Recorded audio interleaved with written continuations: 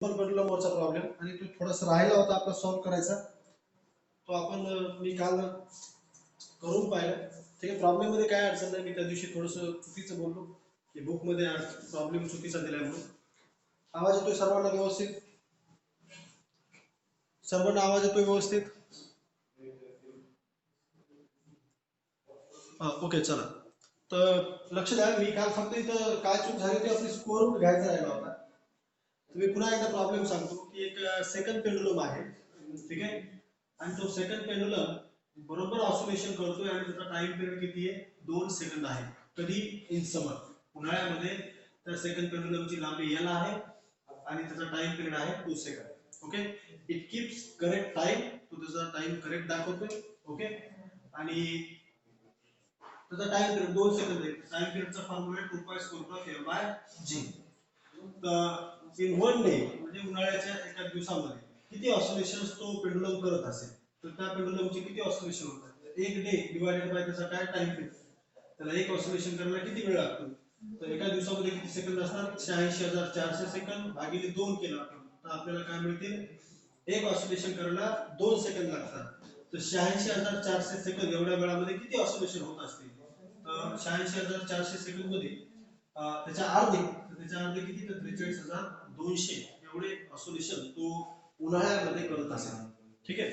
आणि number of oscillation perform by the pendulum in 1 second. आपल्याला सांगितलं का या प्रॉब्लेम मध्ये की हिवाळ्यामध्ये, विंटर सीझन मध्ये त्याची जी लेंथ आहे ती थोडीशी 1% कमी होते. लेंथ कमी झाली, समजा L होती, आता लेंथ कमी झाली, आणि लेंथ कमी झाली तर टाइम पिरियड काय होतो? चेंज होतो. ठीक आहे. तर टाइम पिरियड जर बदलला, आता टाइम पिरियड बदललाय. ओके. अगोदर किती होता? 2 सेकंद. आता टाइम पिरियड काहीतरी वेगळा झाला असेल, तर टाइम पिरियड बदलला तर त्याचे एका दिवसामध्ये होणाऱ्या ऑसिलेशनची संख्या पण काय होईल? चेंज होईल. ओके.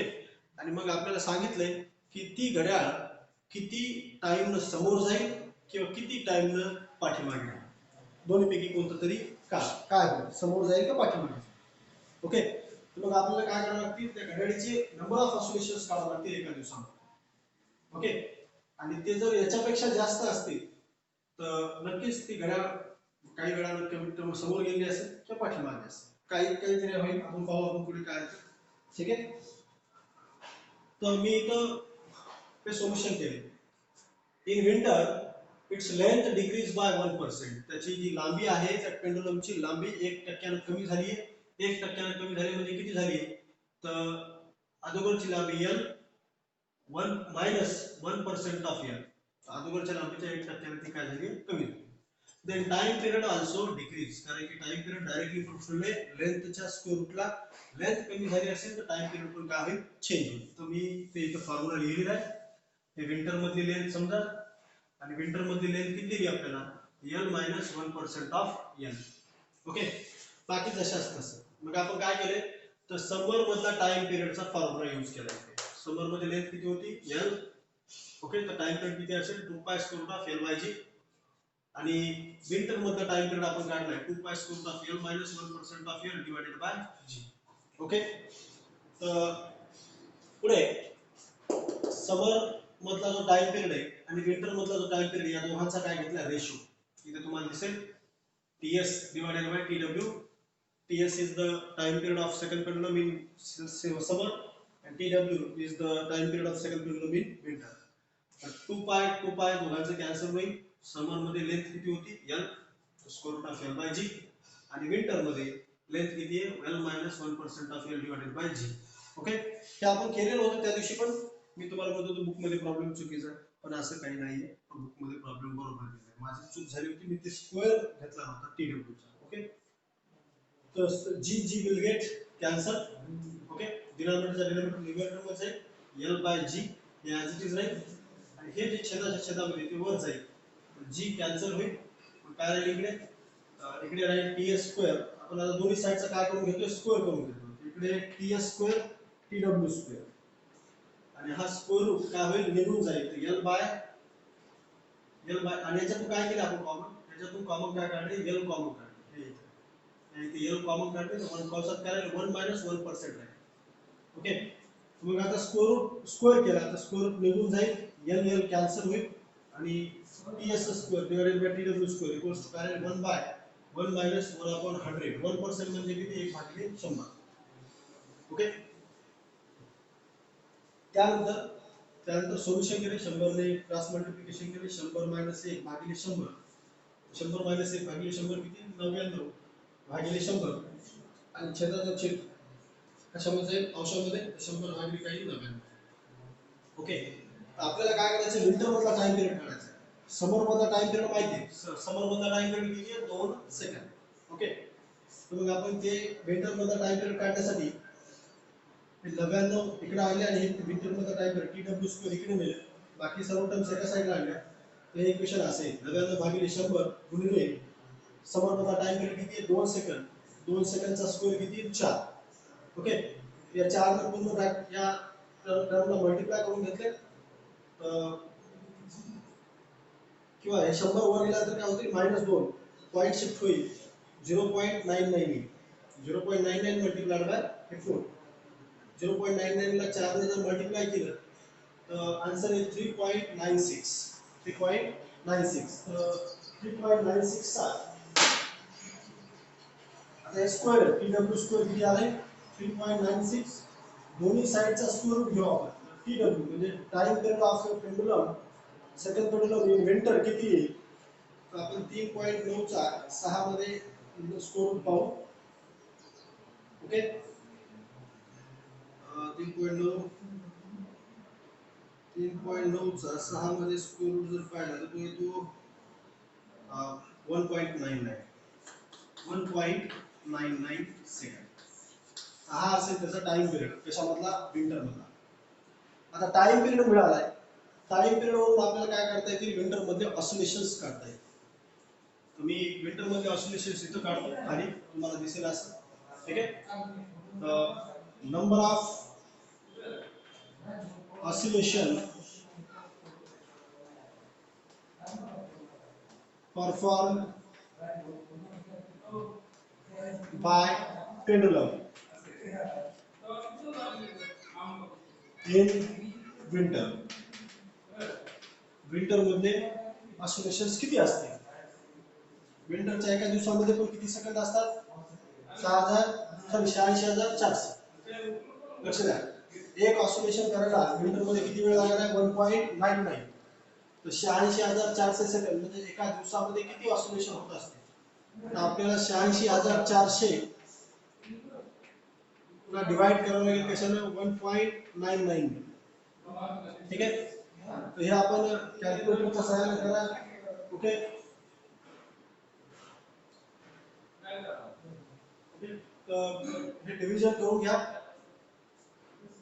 किती प्लीज मला कळवा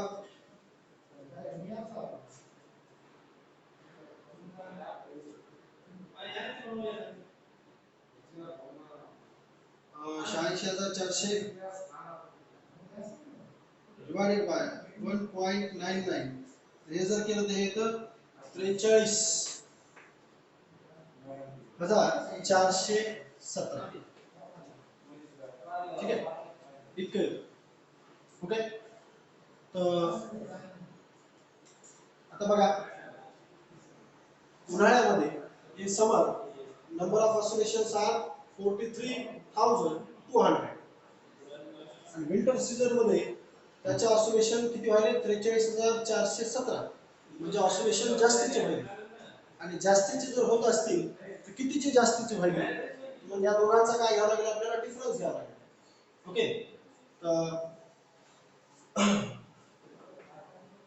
43,417 वजा 43,200 किती आहे 217 किती आहे 217 ऑसिलेशन्स काय झाले जास्त होत आहेत कशामध्ये हिवाळ्यामध्ये ठीक आहे विंटर सीझन मध्ये त्या पेंडुलमचे जे ऑसिलेशन्स होत आहेत ते जास्त होत आहेत किती 217 मग आता 217 ऑसिलेशन जर जास्त होत असतील एका ऑसिलेशनला वेळ किती लागतोय एका ऑसिलेशनला वेळ किती लागतोय उन्हाळ्यामध्ये एका ऑसिलेशनला सॉरी हिवाळ्यामध्ये एका ऑसिलेशनला किंवा उन्हाळ्यामध्ये एका ऑसिलेशनला किती वेळ लागतो ओके तर 2 सेकंद लागतो एका ऑसिलेशनला. तर इतके ऑसिलेशन होण्यासाठी किती वेळ लागत असेल तर 2 वेळेला मल्टिप्लाय केली तर 2 14 सेकंड मध्ये असेल बरं का. 214 बेग बे 3 आणि बे दुनी 4 तर 434 सेकंद जास्त लागत असतं. ओके, म्हणजे हिवाळ्यामध्ये ती घड्याळ इतक्या वेळानं काय असेल समोर असेल एवढा टाइम त्या घड्याळीनं गेन केलेला असेल. ठीक आहे, कारण की टाइम पिरियड काय झाला त्याचा ऑसिलेशनचा कमी झालाय, त्यामुळं इथं हिवाळ्यामध्ये त्या घड्याळीचा टाइम वाढलेला असेल, ती घड्याळ समोर पडलेली असेल, समोर जाईल का तिची लांबी काय झाली 1% कमी झाली. टाइम लांबी कमी झाल्यामुळं टाइम पिरियड कमी झालाय आणि टाइम पिरियड कमी झाल्यामुळं ती थोडी जास्त ऑसिलेशन करते हिवाळ्यामध्ये. किती 217 गुणिले जर 2 केलं एका ऑसिलेशनला जर 2 सेकंद आपण कन्सिडर टाइम लागत असेल ती घड्याळ 434 सेकंदने समोर गेलेली असेल. ठीक आहे, तर time gain in winter is 434 second. Okay, समजलाय प्रॉब्लेम काय होता तर. इकडे बघा मी पुन्हा एकदा हा प्रॉब्लेम एक्सप्लेन करतोय, लक्ष द्या प्लीज.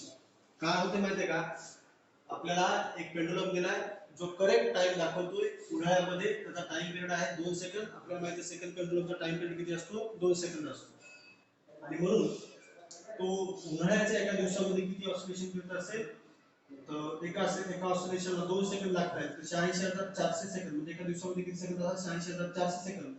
एवढ्या वेळामध्ये किती ऑसिलेशन करत असेल 86,400 सेकंदला 2 ने डिवाइड केलं तर किती 43,200 सेकंद. एका दिवसात तो उन्हाळ्याच्या 43,200 ऑसिलेशन करतो. ओके, पण हिवाळ्यामध्ये त्याची लेंथ 1% कमी झाली आहे.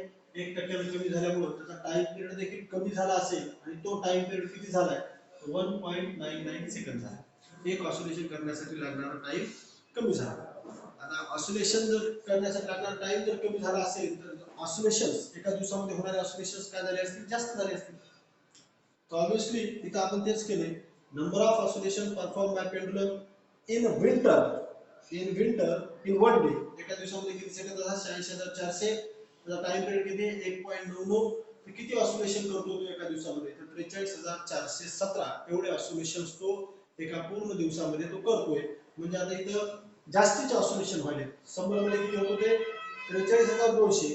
इथं किती व्हायले 43,417 ऑसिलेशन्स. म्हणजे कितीने जास्त ऑसिलेशन होत आहे 217 ऑसिलेशन जास्त होत आहे. मग एका ऑसिलेशनला जर अप्रॉक्सिमेट आपण 2 सेकंड टाइम पकडला तर किती टाइम जास्त दाखवते ती घड्याळ तर 434 सेकंद एवढा वेळ ती काय दाखवते जास्तचा दाखवते. So this is the time gain per day. एका दिवसामध्ये एवढा टाइम गेन करेल इतका टाइम समोर असेल 434 सेकंद. ओके, समजले.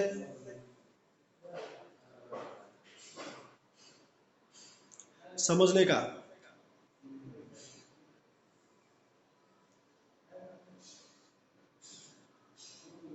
याचा स्क्रीनशॉट काढून घ्या. असे प्रॉब्लेम तुम्हाला नीटला विचारतात, JEE ला विचारतात आणि परीक्षेला देखील विचारतील. ओके, पुस्तकामध्ये सॉल्व्ह करून दिले पण मला वाटलं पुस्तकामध्ये तुम्हाला हे समजणार नाही काय होईल तर. ठीक आहे, तर इथं समजलं असेल तर चांगली गोष्ट आहे, नसेल समजलं तर विचारा कुठं समजलं नाही आपण डाऊट क्लिअर करू वाटल्यास.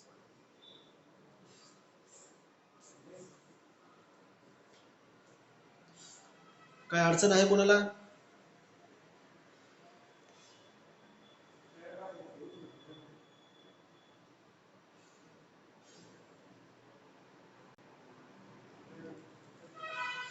चला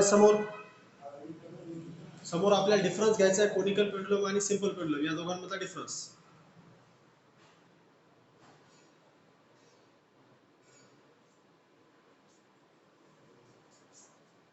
ठीक आहे, त्याचा स्क्रीनशॉट काढून घ्या. Next,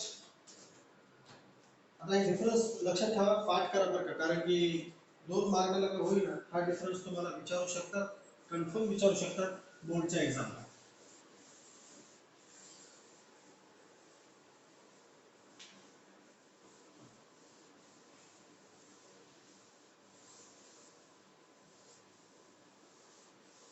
Difference between conical pendulum and simple pendulum. एका साइडला आपण कोनिकल पेंडुलम घेऊ. कोनिकल पेंडुलम तुम्ही शिकलेला आहात सर्क्युलर मोशन चॅप्टर. ओके, आपला पहिला चॅप्टर रोटेशनल डायनॅमिक्स मध्ये. दुसरा आहे सिंपल पेंडुलम. सिंपल पेंडुलम आपण आताच पाहिलाय. सिंपल पेंडुलम, ठीक आहे. तर पहिला पॉइंट असेल, आता कोनिकल पेंडुलमची डायग्राम जर पाहिली तर ती अशी असते. त्याच्यामध्ये पण काय असते, एक इनएक्सटेन्सिबल वेटलेस आणि फ्लेक्सिबल स्ट्रिंग असते आणि ती स्ट्रिंग एका बॉबला जोडलेली असते आणि तो बॉब हॉरिझॉन्टल सर्कल मध्ये रोटेट करतोय. तो बॉब हॉरिझॉन्टल सर्कल मध्ये रोटेट करतोय असा. ओके, आणि स्ट्रिंग काय तयार करते, का कोन सारखं स्ट्रक्चर तयार करते. ठीक आहे. सिंपल पेंडुलम मध्ये काय होतं, सिंपल पेंडुलम मध्ये इथे पण सिंपल पेंडुलम पण मोशन करतोय, पण इथे व्हर्टिकल सर्क्युलर मोशनचा काही पार्टच आपल्याला इथे दिसतो. ठीक आहे. आपण जर याला सेंटर कन्सिडर केलं, हा जो भाग असेल हा काय असेल, एका व्हर्टिकल सर्कलचा काय असेल, छोटासा पार्ट असेल. ओके, तर पहिले पॉइंट काय आहे कोनिकल पेंडुलमचा पहिला पॉइंट काय, trajectory and plane of motion of the bob is horizontal circle. ठीक आहे. तर या बॉबची जी ट्रॅजेक्टरी असेल आणि त्याचा जो सर्कलचा जो प्लेन असेल तो कोणता असेल, हॉरिझॉन्टल सर्कल असेल. आणि याची जी ट्रॅजेक्टरी असेल किंवा याचा जो प्लेन असेल हा काय असेल, व्हर्टिकल सर्कलचा एक छोटासा पार्ट असेल. तो इथून जातो वापस इथे येतो. ओके, तर पहिला पॉइंट समजलाय. Trajectory of a conical pendulum, trajectory and plane of motion of a conical pendulum किंवा plane of a motion of a bob is horizontal. Okay, तो जे बॉब आहे तो हॉरिझॉन्टल सर्कल मध्ये रोटेट होतोय, त्याची ट्रॅजेक्टरी हॉरिझॉन्टल सर्कल मध्ये असते. ओके, आणि इतर सिंपल पेंडुलम मध्ये हा जो बॉब आहे हा व्हर्टिकल सर्क्युलर मोशनच्या एका छोट्याशा पार्टच्या अलाउन काय करतोय, मोशन करतोय. ठीक आहे. तर हा असेल पहिला पॉइंट सिंपल पेंडुलम आणि कोनिकल पेंडुलम यांच्यामधला डिफरन्स. ओके, समजलाय. Trajectory and plane of motion of the bob is horizontal circle and trajectory and plane of motion of the bob is a part of vertical circle. कोणत्या pendulum मध्ये, तर simple pendulum. Okay, मी एक एक point वाचतो आणि तुम्हाला explain करतो.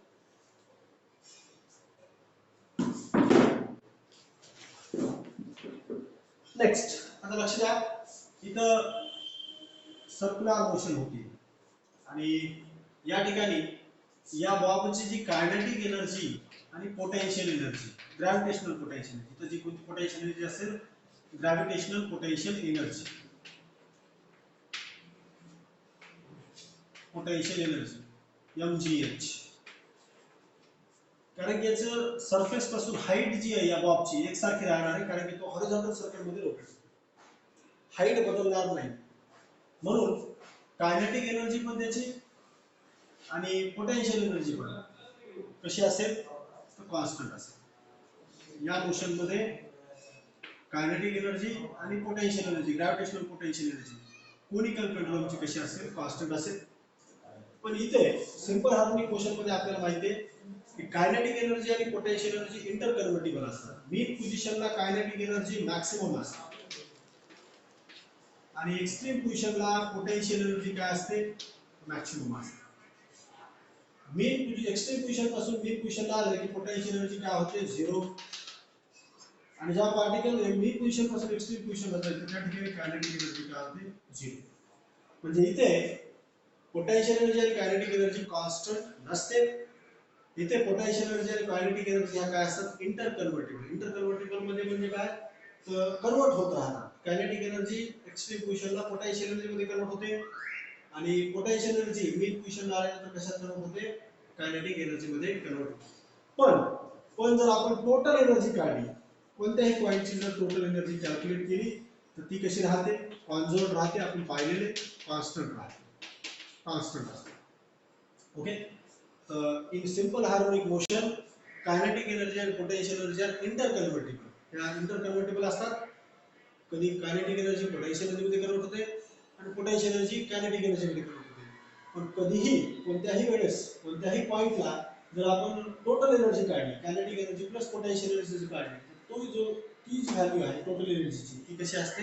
Constant असते. कोणत्या मोशन मध्ये? सिंपल पेंडुलमच्या मोशन मध्ये. पण कोनिकल पेंडुलम मध्ये कायनेटिक एनर्जी आणि ग्रॅव्हिटेशनल पोटेन्शियल एनर्जी या दोन्ही काय असतात? कॉन्स्टंट असतात. कारण की बॉब एका हॉरिझॉन्टल सर्कल मध्ये काय करत असतो? रोटेट करत असतो. ठीक आहे, हे समजलं. दुसरा पॉइंट कोणाला काय अडचण आहे? सेकंड पॉइंट समजलाय का? लक्ष द्या, सेकंड पॉइंट समजलाय का?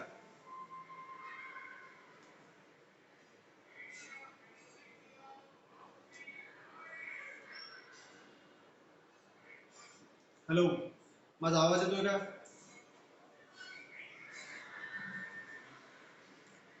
आवाज येतोय का? ठीक आहे, लक्ष द्या. आपण काय करतोय माहितीये का? डिफरन्स पाहतोय. कोनिकल पेंडुलम मधला आणि सिंपल पेंडुलम मधला डिफरन्स पाहतोय. ओके. दोन्ही मध्ये काय असतं? एक बॉब किंवा एक हेवी मास आपण एका वेटलेस, इनएक्सटेन्सिबल आणि फ्लेक्सिबल स्ट्रिंगने टाईड केलेला असतो. कशाला? रिजिड सपोर्टला. ओके. पण दोन्ही पेंडुलमची मोशन वेगवेगळी. या इथे बॉब हॉरिझॉन्टल सर्कल मध्ये रोटेट करतोय, तर इथे बॉब एका व्हर्टिकल सर्कलच्या छोट्याशा पार्ट मध्ये मोशन करतो. ठीक आहे. या ठिकाणी trajectory and motion of a bob is a horizontal plane, is in the horizontal plane. ही कशामध्ये असते? हॉरिझॉन्टल प्लेन मध्ये असते. बॉबची मोशन जी होते ती हॉरिझॉन्टल प्लेन मध्ये सर्क्युलर मोशन होते. ओके. पण सिंपल पेंडुलम मध्ये बॉबची जी मोशन आहे ती व्हर्टिकल प्लेन मध्ये होते आणि it's a part of vertical circle. त्या व्हर्टिकल सर्कलच्या एका छोट्याशा पार्ट मध्ये तो इथून इथे जातोय, वापस इथे येतोय, पुन्हा वापस इथे जातोय, पुन्हा वापस येतोय. ठीक आहे. तर this is the first difference. पहिला पॉइंट काय? Trajectory and plane. Trajectory and the plane of motion of the bob is horizontal circle. Simple pendulum मध्ये trajectory and plane of motion of the bob is a part of vertical circle. इथं या बॉबची trajectory आणि motion जी आहे ती एका vertical सर्कलच्या एका छोट्याशा पार्ट मध्ये होती. इथे हॉरिझॉन्टल सर्कल मध्ये होती. ओके. इथे इथे कायनेटिक एनर्जी आणि ग्रॅव्हिटेशनल पोटेन्शियल एनर्जी दोन्ही ह्या पार्टिकलचं काय असतं? कॉन्स्टंट असतं. इथे ह्या बॉबची कायनेटिक एनर्जी, कारण की युनिफॉर्म सर्क्युलर मोशन करतोय तर व्हेलॉसिटी कॉन्स्टंट राहते. कायनेटिक एनर्जी कॉन्स्टंट असते. ग्रॅव्हिटेशनल पोटेन्शियल एनर्जी म्हणजे सरफेस पासून याची जी हाईट आहे ती हाईट कशी राहते? या पार्टिकलची हॉरिझॉन्टल सर्कल मध्ये फिरल्यामुळे कॉन्स्टंट राहते. म्हणून कायनेटिक एनर्जी आणि पोटेन्शियल एनर्जी दोन्ही या ठिकाणी कशा असतात? कॉन्स्टंट असतात. कारण की पोटेन्शियल एनर्जी डिपेंड कशावर? हाईटवर. पण कुठेही जर आपण मेजर केली त्याची हाईट हॉरिझॉन्टल सर्कलमध्ये फिरले तर सरफेस पासून हाईट त्याची पार्टिकल त्या बॉबची कशी राहील? एकसारखी राहील. हाईट जर एकसारखी असेल तर ग्रॅव्हिटेशनल पोटेन्शियल एनर्जी पण कशी राहील? एकसारखी राहील. तर या मोशन मध्ये कोनिकल पेंडुलम मध्ये कायनेटिक एनर्जी आणि ग्रॅव्हिटेशनल पोटेन्शियल एनर्जी दोन्ही कशा असतात? कॉन्स्टंट असतात. पण सिंपल पेंडुलम मध्ये आपल्याला माहिती आहे की मीन पोझिशनला कायनेटिक एनर्जी मॅक्सिमम असते, कारण की ऑसिलेटरी मोशन आहे. आणि मीन पोझिशनला कायनेटिक एनर्जी मॅक्सिमम असते आणि एक्स्ट्रीम पोझिशनला पोटेन्शियल एनर्जी मॅक्सिमम असते. जसं जसं पार्टिकल मीन पोझिशन पासून एक्स्ट्रीम पोझिशनला जाईल तर त्याची कायनेटिक एनर्जी कमी होते आणि पोटेन्शियल एनर्जी वाढते. आणि जसं जसं पार्टिकल एक्स्ट्रीम पोझिशन पासून मीन पोझिशनला येईल पोटेन्शियल एनर्जी झिरो होते आणि कायनेटिक एनर्जी वाढते. तर इथं दोन्ही कायनेटिक एनर्जी आणि पोटेन्शियल एनर्जी इंटर कन्व्हर्टिबल असतात. या ठिकाणी कायनेटिक एनर्जी आणि पोटेन्शियल एनर्जी कशा असतात? कॉन्स्टंट असतात. ओके, हे समजलंय? हा दुसरा पॉइंट आहे. या दोन्ही पॉइंट मध्ये काय अडचण आहे कोणाला? या दोन्ही पॉइंट मध्ये काय अडचण आहे का?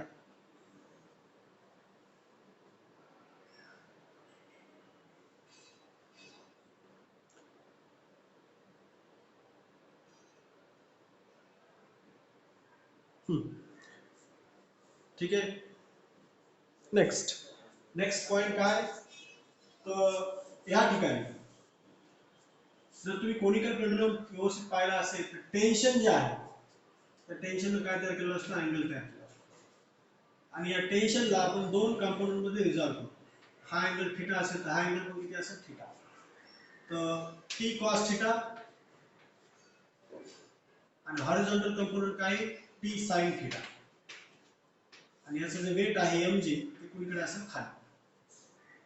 तर कोनिकल पेंडुलम मध्ये हा जो टी साइन थिटा आहे, टी साइन थिटा का प्रोव्हाइड करतोय? It provides centripetal force. Centripetal force. Okay. So here, in case of conical pendulum, the horizontal component of tension,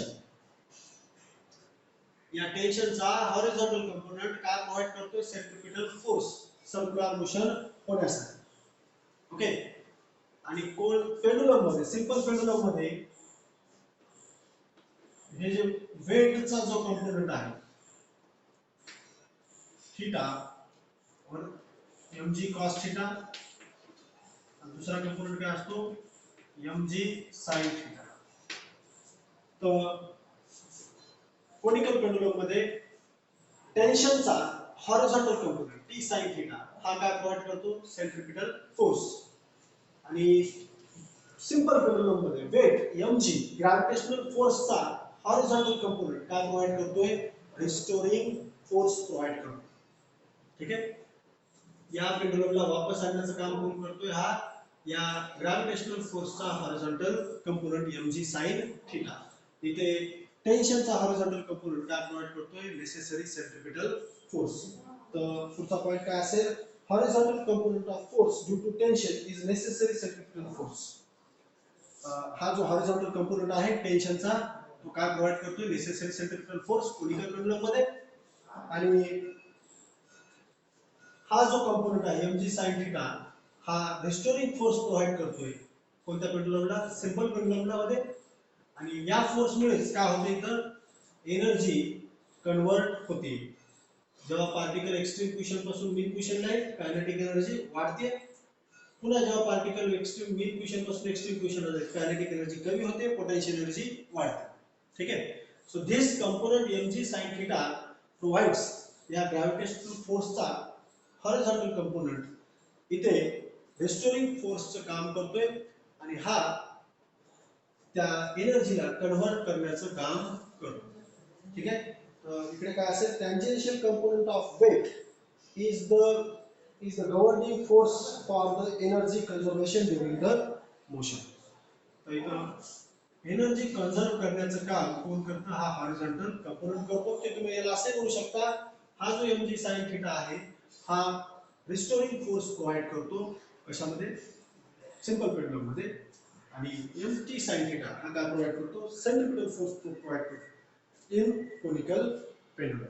कळला हा पॉइंट? हा पॉइंट कळला का?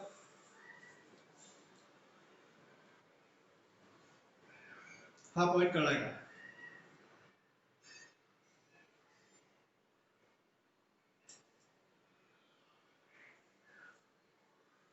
ठीक आहे. बघा, सर्क्युलर मोशन करण्यासाठी काय लागतं? Centripetal force. तिथं आपण तुम्ही पाहिलं असेल कोनिकल पेंडुलम टॉपिक आपण पाहिलेला. त्याच्यामध्ये हे टी जे आहे टेन्शन जे आहे दोन कंपोनंट मध्ये रिझॉल्व होते, व्हर्टिकल आणि दुसरा हॉरिझॉन्टल. तर व्हर्टिकल कंपोनंट वेटला बॅलन्स करतोय, पण टी साइन थीटाला बॅलन्स करण्यासाठी दुसरा फोर्स नाहीये, तर तो काय प्रोव्हाइड करतोय? Necessary centripetal force conical pendulum. तसंच इथं mg cos थीटा हा ग्रॅव्हिटेशनल फोर्स दोन कंपोनंट मध्ये रिझॉल्व होतोय, एक mg cos थीटा दुसरा mg sin थीटा. तर ह्या mg cos थीटाला हे mg cos थीटा कोण बॅलन्स करते? टेन्शन बॅलन्स करते. पण mg sin थीटाला बॅलन्स करण्यासाठी दुसरा फोर्स नाही, तर हा काय प्रोव्हाइड करतोय? Centripetal force. आणि हा रिस्पॉन्सिबल आहे कशासाठी? For the conservation of energy during the motion. जी आपली मोशन करते वेळेस एनर्जी कॉन्झर्व्ह राहते, कॉन्स्टंट राहते, याच्या मागचं कारण हा फोर्स आहे. ठीक आहे. So this horizontal component of weight is governing for the energy conservation during the motion. जेव्हा मोशन होत असेल तेव्हा तो जो वेटचा हॉरिझॉन्टल कंपोनंट आहे तो गव्हर्निंग म्हणजे रिस्पॉन्सिबल आहे, कारणीभूत आहे कशासाठी? एनर्जी कन्झर्वेशन साठी, एनर्जी कॉन्स्टंट राहण्याकरता, टोटल एनर्जी कॉन्स्टंट राहण्याकरता. किंवा तुम्ही असे म्हणू शकता हा कंपोनंट काय प्रोव्हाइड करतो? Necessary centripetal force. Okay, the next time period of this simple pendulum is 2 pi square root of L by G. तर सिंपल पेंडुलमचा टाइम पिरियड डायरेक्टली प्रूफ असतो कशाला, सिंपल पेंडुलमच्या लेंथला इन्व्हर्सली प्रूफ असतो कशाला, ऍक्सेलरेशन ड्यू टू ग्रॅव्हिटीला. ओके, तसंच इकडे time period of conical pendulum, time period of conical pendulum 2 pi square root of L cos theta divided by G. Okay, हा जो टाइम पिरियड आहे तो डिपेंड आहे लेंथ वर आणि as well as cosine of angle. ठीक आहे, तर या अँगलच्या कॉसच्या टर्मवर देखील हा डिपेंड आहे.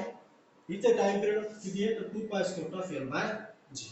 इथे सिंपल सरळ सरळ तुमच्या लक्षात येऊन जाते बेसिक डिफरन्स. ओके ओके, हे समजलंय, हा समजलाय पॉइंट टाइम पिरियडचा.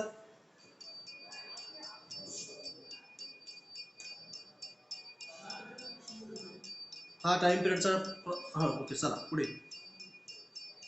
नेक्स्ट काय, तर इथं जी स्ट्रिंग रोटेट होती, लक्ष द्या, इथं जो बॉब सर्क्युलर मोशन करतोय, हॉरिझॉन्टल सर्क्युलर मोशन करतोय, तर इथं स्ट्रिंग तयार केलेला अँगल हा कधीच हॉरिझॉन्टल नसतो, किंवा असं म्हणा स्ट्रिंग कधीच असं हॉरिझॉन्टल होत नाही.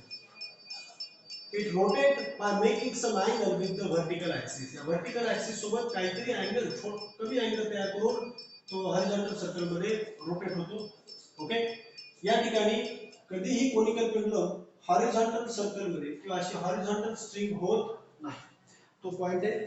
String always makes fixed angle with the horizontal. String ने नेहमी हॉरिझॉन्टल सोबत एक फिक्स्ड अँगल तयार केलेला असतो. Okay, and cannot be never be horizontal.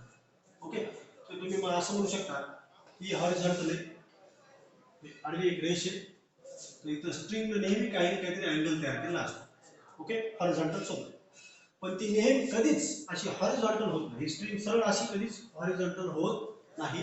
Okay, तिने काही ना काहीतरी हॉरिझॉन्टल सोबत काही ना काहीतरी अँगल तयार केला असतो आणि त्या अँगल मध्येच ती काय होत राहते, रोटेट होत राहते. पण सिंपल पेंडुलम मध्ये तसं नाहीये. सिंपल पेंडुलम कधी कधी हॉरिझॉन्टल पण होऊ शकतो, अशा पद्धतीने.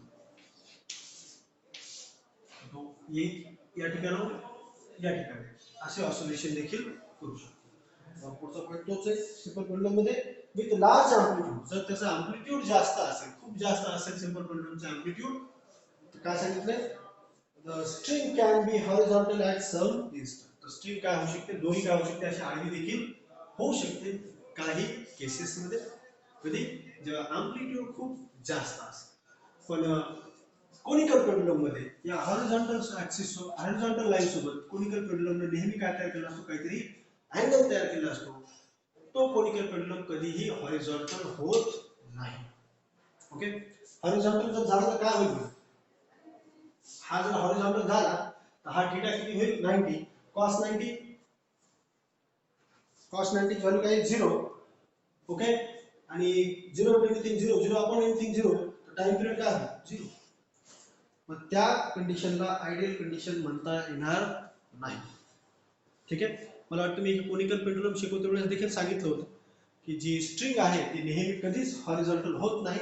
आणि ती जर हॉरिझॉन्टल झाली तर अँगल 90 डिग्री होतो. अँगल 90 डिग्री झाला तर टाइम पिरियड काय होतो, 0, त्याचा टाइम.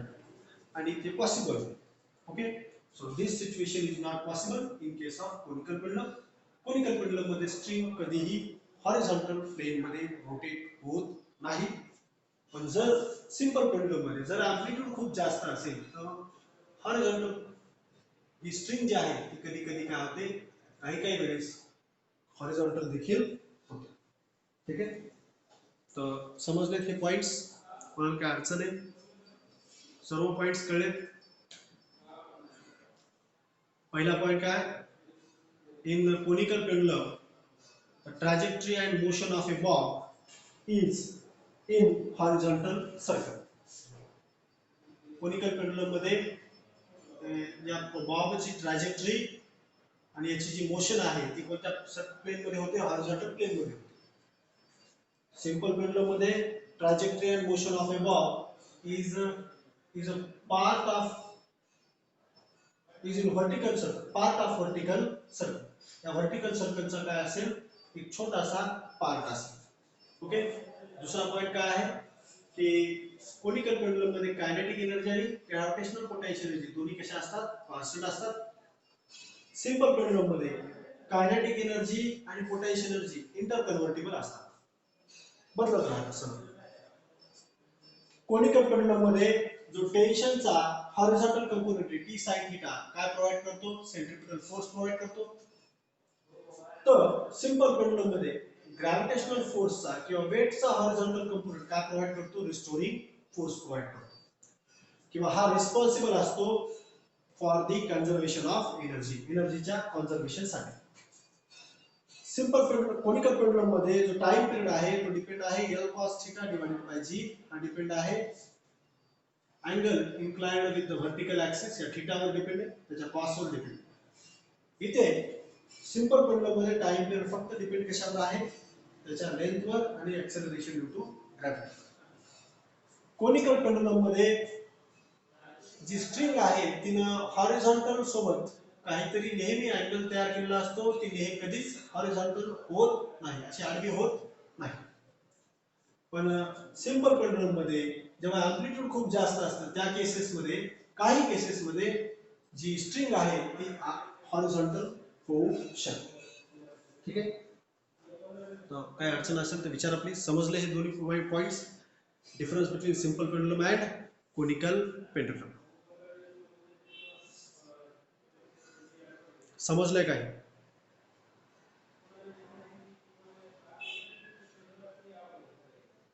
काय अडचण आहे?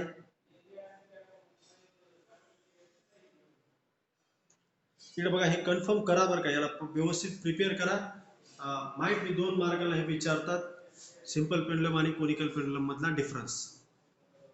ठीक आहे. खूप सोपा आहे. कोनिकल पेंडुलम हॉरिझॉन्टल सर्कल मध्ये फिरतो आणि सिंपल पेंडुलम व्हर्टिकल सर्कलच्या एका पार्ट मध्ये मोशन करतो. याच्यामध्ये kinetic energy, gravitational potential energy constant असते. याच्यामध्ये दोन्ही इंटर कन्व्हर्टिबल असतात. याचा टाइम पिरियड आहे 2 pi square root of L cos theta divided by G, आणि याचा टाइम पिरियड आहे 2 pi square root of L by G. ठीक आहे. कोनिकल पेंडुलम मध्ये स्ट्रिंग कधीच हॉरिझॉन्टल होत नाही. सिंपल पेंडुलम मध्ये कधी कधी स्ट्रिंग हॉरिझॉन्टल पण होते, कधी तो जेव्हा अँप्लिट्यूड कसं असेल, लार्ज असेल. इथे T cos sin theta centripetal force provide करतो, तर तिथं mg sin theta restoring force provide करतो. ओके. काय अडचण असेल तर विचारा प्लीज. बाकीचे काय अडचण आहे?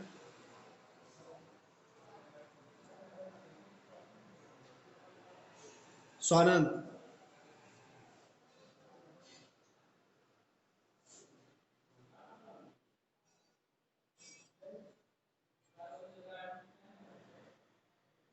चला समोर चालायचं. इकडे बघा, आपलं एक शेवटचे पॉइंट राहिले काही, एक राहिलाय अँग्युलर एसएचएम आणि डिफरन्शियल इक्वेशनचा एक पॉइंट राहिला. टॉर्शनल पेंडुलम आपण त्याच्यात पाहणार. तिसरा पेंडुलम टॉर्शनल पेंडुलम, हा झाला कोनिकल, हा झाला सिंपल. आता आणखी एक पेंडुलम आपण पाहणार, तो आहे टॉर्शनल पेंडुलम. त्याच्यामध्ये जे होतं ते अँग्युलर एसएचएम होतं, सिंपल हार्मोनिक मोशन होतं. आणि एक आहे magnet vibrating in uniform magnetic field. तर तो जो टॉपिक आहे ना, magnet vibrating in uniform magnetic field, तो टॉपिक आपण आता नाही घेणार. जेव्हा आपण मॅग्नेटिक फील्ड आणि हे जे टॉपिक झाले की तो त्यावेळेस घेऊन टाकू. ठीक आहे. कारण की मी आता जर सांगितलं तर तुमच्या माइंड ठीक आहे लक्षात येईल, पण एवढं व्यवस्थित लक्षात येणार नाही. ठीक आहे. त्यामुळे तो टॉपिक आपण त्यावेळेसच घेऊ. ओके. तो तेवढाच एक छोटा टॉपिक. आणि त्यानंतर जे डॅम्प्ड ऑसिलेशन आणि फ्री ऑसिलेशन्स आहेत, तर ते जे व्हायब्रेशन्स आहेत तर ते एलिमिनेट केलेत या वर्षीच्या पोर्शन मधून, कारण की 25% पोर्शन तुमचा एलिमिनेट केलेला आहे. त्यापैकी ते आहे डॅम्प्ड ऑसिलेशन, आणखी फ्री ऑसिलेशन, त्यानंतर आणखी रेफरन्स मेथड, सॉरी म्हणतो सर्क्युलर रेफरन्स मेथड, हा रेफरन्स सर्कल मेथड. तो जो आपण घेतला होता त्याच्यामध्ये फेज आपण काय पाहिलं होतं, तो पण एलिमिनेट केलेला आहे. पण तो गरजेचा होता म्हणूनच मी घेतला. एलिमिनेट केलेला होता, मला माहिती होतं, पण ते फेज काय असतो हे समजण्यासाठी तो गरजेचा होता, म्हणून तुम्ही टॉपिक घेतला. ठीक आहे. आपला फक्त एकच पॉइंट राहिला आता, तो म्हणजे टॉर्शनल पेंडुलम. पुढचा टॉपिक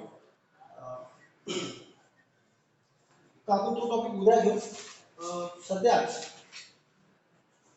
एक काही ऑब्जेक्टिव्ह आपण घेऊ. तुमच्या पुस्तकामध्ये काही ऑब्जेक्टिव्ह दिलेत. Okay, choose the correct option. Objective तेवढे घेऊ. प्रॉब्लेम तर आपण संपवतच आलेले सगळे, जवळपास सगळे संपलेले. उद्या आपला पूर्ण वेळ त्या टॉर्शनल पेंडुलम मध्ये छोटासा टॉपिक आहे, लगेच होऊन जाईल. ठीक आहे, तर पहिला जो ऑब्जेक्टिव्ह आहे तो घेऊ आपण बुक मधला. A particle perform linear acceleration starting from mean position. Its amplitude is capital A and the time period is t at the instant when its speed is half of its maximum speed. ठीक है, एक particle है जो simple harmonic motion करतो. Okay, आणि ए त्याचा काय amplitude आहे आणि टी त्याचा काय टाइम पिरियड आहे. ओके, पुढे काय कंडिशन सांगितली. ऍट द इन्स्टन्स, कोणत्या तरी एका वेळेला, when its speed is half of its maximum speed. ठीक आहे, कोणत्या तरी एका वेळेला त्याची जी स्पीड आहे त्याच्या मॅक्सिमम स्पीडच्या काय आहे, हाफ आहे, अर्धी आहे. इट्स डिस्प्लेसमेंट इज, कुठेतरी मग त्याचा पॉइंट जो आहे त्याचं डिस्प्लेसमेंट काढा म्हणतो. करता येईल का तुम्हाला. तर ते डिस्टन्स किती असेल, कोणत्या डिस्टन्सला त्याची स्पीड त्याच्या मॅक्सिमम स्पीडच्या अर्धी असेल, हाफ असेल. पहिला ऑप्शन आहे स्क्वेअर रूट ऑफ 3/2 ए. दूसरा ऑप्शन है 2 बाय स्क्वायर रूट ऑफ 3 ए. तीसरा ऑप्शन है ए बाय 2. लास्ट ऑप्शन है 1 बाय स्क्वायर रूट ऑफ 2 ए. ठीक है, करता येईल का तुम्हाला. काय सांगितलंय, एक पार्टिकल सिंपल हार्मोनिक मोशन करतोय about main position with amplitude A and time period T. तर कोणत्या तरी एका इन्स्टन्सला तो पार्टिकल कुठेतरी मीन आणि एक्स्ट्रीम पोझिशनच्या कुठेतरी मधात आहे, त्या ठिकाणी त्याची व्हेलॉसिटी त्याच्या मॅक्सिमम व्हेलॉसिटीच्या अर्धी आहे. तर त्याचं डिस्प्लेसमेंट किती झालेलं असेल ते काढा म्हणून. करता येईल का. Please calculate it. पहा जमतंय का. तर पहा जमतंय का. तर मी तर सॉल्व करून देईल, पण तुम्हालाही जमलं पाहिजे.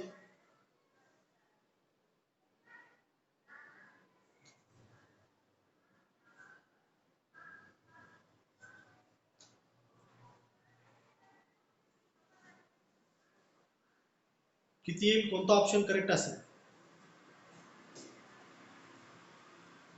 गेला करण चापके तर गेला, ऑप्शन विचारले कीच गेला. ठीक आहे, चला ए बाय 2. ठीक आहे, चांगली गोष्ट. चला सी. पुढे पुढे आणखी काय ऑप्शन वेगळे. अरे सांगत चला रे. अर्धे तर काय विचारलं की गायब होतात अर्धे. हा ठीक आहे, चला पाहू आपण ऑप्शन सी बरोबर आहे का. तर ठीक आहे, पण कधी आन्सर सॉल्व करूनच द्यायचं बरं का. लक्ष द्या, आपल्याला काय सांगितले, आपण कन्सिडर करू. आपल्याला हे डिस्टन्स काढायची, एक्स ची व्हॅल्यू काढायची. आपण म्हणून कन्सिडर करू. Consider at distance x velocity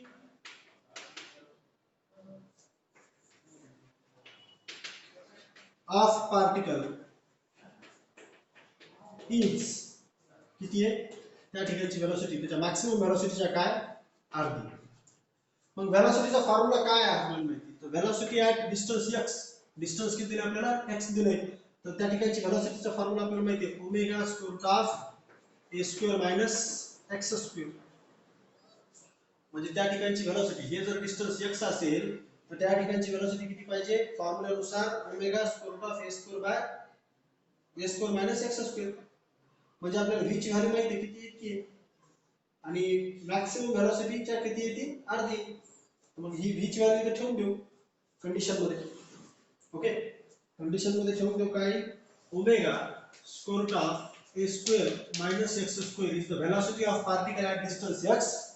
x एवढ्या डिस्टन्सला तितकी velocity आहे त्याची आणि ती तिच्या मॅक्सिमम वेलोसिटीच्या त्या पार्टिकलची मॅक्सिमम वेलोसिटी कुठे आहे बिग पोझिशनला त्याच्या किती आहे अर्धी. मग मॅक्सिमम वेलोसिटी किती असते? मॅक्सिमम वेलोसिटी असते किती?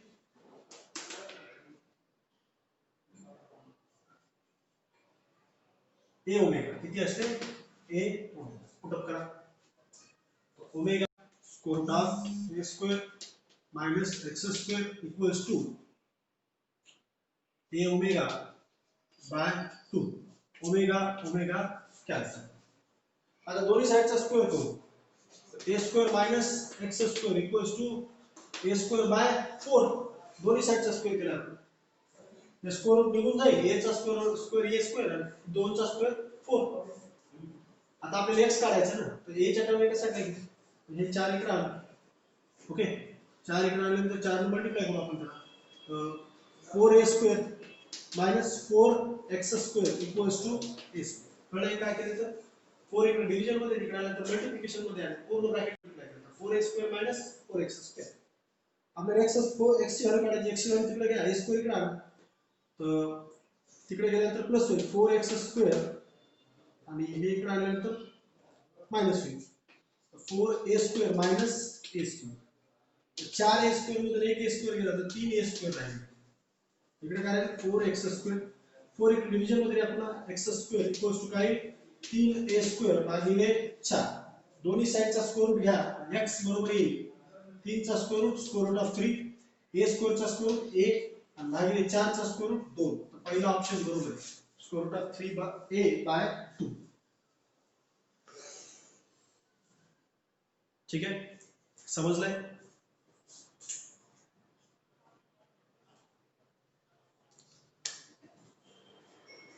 समजलंय का?